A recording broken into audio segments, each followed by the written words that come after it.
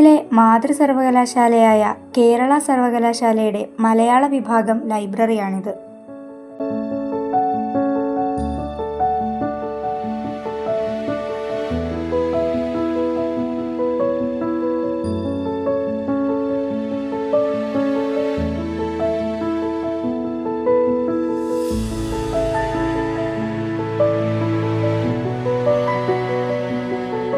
അറുപത്തിയേഴായിരത്തിലധികം പുസ്തകങ്ങൾ ഉൾക്കൊള്ളുന്ന ഈ ലൈബ്രറിയുടെ പ്രധാന സവിശേഷതകളിലൊന്ന് 6000-ത്തിലധികം വരുന്ന ആർക്കൈവ് ശേഖരം ഇവിടെ ഉണ്ടെന്നതാണ്.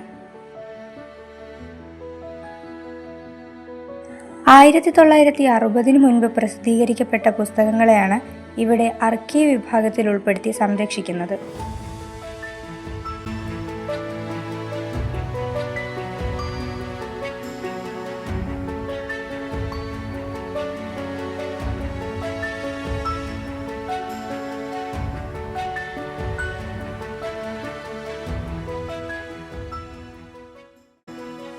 ആർക്കൈവ് വിഭാഗത്തിൽ ഉൾപ്പെടുത്തിയിട്ടുള്ള സമ്പദ്ദ്വീപ് എന്ന പുസ്തകത്തെയാണ് ഇവിടെ പരിചയപ്പെടുത്തുന്നത്.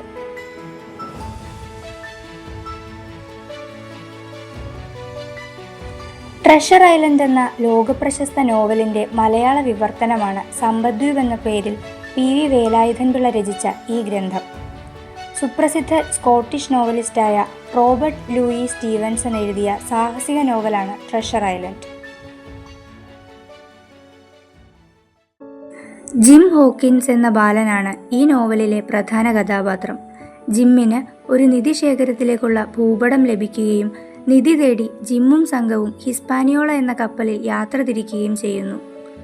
എന്നാൽ ആ കപ്പലിലെ ജീവനക്കാരിൽ ഭൂരിഭാഗവും വേഷം മാറിയ കടൽക്കൊള്ളക്കാരാണെന്ന് അവർ വൈകിയാണ് തിരിച്ചറിയുന്നത്.